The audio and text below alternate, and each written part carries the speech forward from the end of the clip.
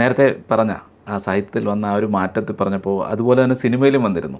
സിനിമയെക്കുറിച്ചുള്ള ചർച്ചകളിൽ പല ഈ മാധ്യമത്തിൽ കൂടെ വന്ന പല എഴുത്തുകാരും, മാധ്യമത്തിൽ എഴുതുന്ന പല എഴുത്തുകാരും ഇടയ്ക്ക് പറഞ്ഞിരുന്നു ഇന്ന സിനിമകൾ ഇതിൽ മുസ്ലിങ്ങളെ വില്ലന്മാരാക്കി ചിത്രീകരിക്കുന്നു, അല്ലെങ്കിൽ ഈ സിനിമ മുസ്ലിം വിരുദ്ധമാണ് എന്നുള്ള രീതിയിലുള്ള പല നറേറ്റീവുകളും ആ സമയത്ത് കൊണ്ടുവന്നു. ഞാൻ നേരത്തെ വായിച്ചുള്ള GP രാമചന്ദ്രനെ പോലുള്ള പല ആളുകളും അങ്ങനെ എഴുതി വായിച്ചിട്ടുണ്ട് നേരത്തെ. അതിന് ആ സമയത്തൊക്കെ ബ്ലോഗിലൂടെയൊക്കെ പലരും മറുപടിയും കൊടുത്തിരുന്നു. ഈ ഒരു ഓരോ സിനിമകളിലും അങ്ങനെ കൊണ്ടുവന്ന് എല്ലാം സവർണ്ണ സിനിമകളാണ് അല്ലെങ്കിൽ മുസ്ലിം വിരുദ്ധ സിനിമകളാണ്.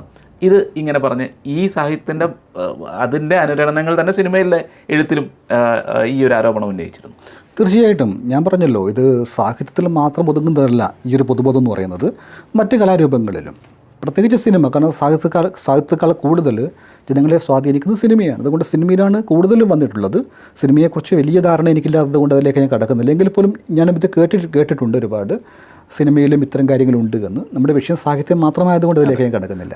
അതെ, അല്ല, ഈ ഒരു ചർച്ച, ഈ ഒരു പറയുന്ന മുസ്ലിം വിരുദ്ധ സിനിമയുണ്ട്, മുസ്ലിങ്ങൾ വില്ലന്മാർ മുസ്ലിങ്ങളായി.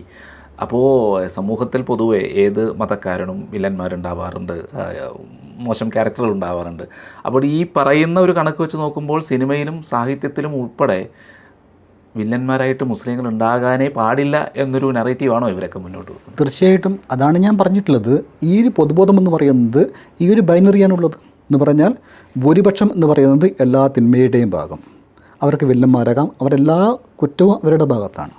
ന്യൂനപക്ഷം എന്ന് പറയുന്നത് എല്ലാ നന്മയുടെയും ഭാഗമാണ്, അവർക്ക് വില്ലന്മാരാകാൻ പറ്റില്ല, അവരെ കുറ്റപ്പെടുത്താൻ പറ്റില്ല. ഇങ്ങനൊരു ബൈനറി സൃഷ്ടിച്ച് വെച്ചിരിക്കുന്നു.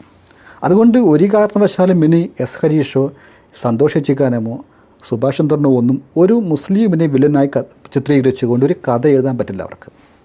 ഉറപ്പാണ്. എഴുതി കഴിഞ്ഞാൽ അവർ ഈ ഒരു പൊതുബോധത്തിൽ നിന്ന് അപ്രത്യക്ഷമാകും, പുറത്തു പോകും. അല്ലാണ്ട് കൈവെട്ടിക്കളി എന്നുള്ള പേടി കൊണ്ടൊന്നുമല്ല. ഈ പൊതുബോധത്തിന് പുറത്ത് പോയി കഴിഞ്ഞാൽ അവർക്ക് തിരിച്ചു വരാൻ പറ്റില്ല. ഇതാണ് പ്രശ്നം. പക്ഷേ ഇത്തരം ആരോപണങ്ങൾ ഉന്നയിച്ച എഴുത്തുകാർ വേറെ ഉണ്ടായിരുന്നു. ഇപ്പം സുഗതകുമാരിക്കെതിരെ സുഗതകുമാരി, OV വിജയൻ, അക്കിത്തം തുടങ്ങിയ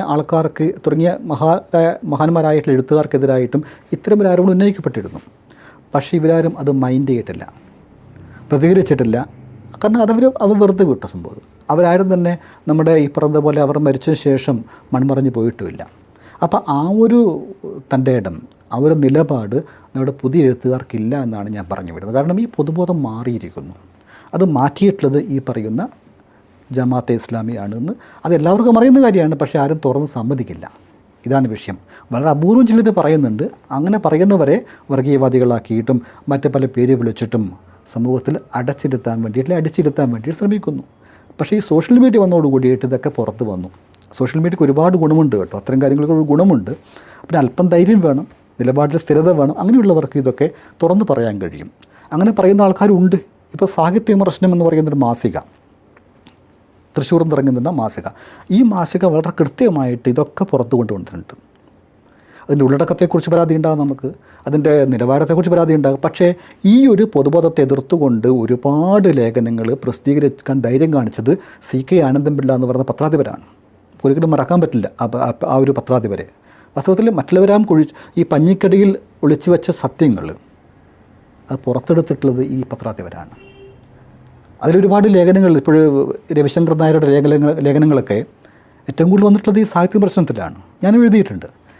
അപ്പോൾ ഇങ്ങനെ ഒന്ന് രണ്ട് പത്രാധിപർ നമുക്കുണ്ട്, ചില എഴുത്തുകാരുമുണ്ട്. പക്ഷേ അവരൊന്നും ഈ അക്കാദമിക് പൊതുസമൂഹത്തിൻ്റെ ഇടയിൽ അവരെ അംഗീകരിച്ചിട്ടില്ല. അതിൻ്റെ കാരണം ഈ പൊതുബോധമാണ് നമ്മുടെ അക്കാദമിക രംഗത്തും സാഹിത്യ രംഗത്തും ഒക്കെ ഇപ്പോഴും പ്രവർത്തിക്കുന്നത് എന്നാണ് മനസ്സിലാക്കുന്നത്.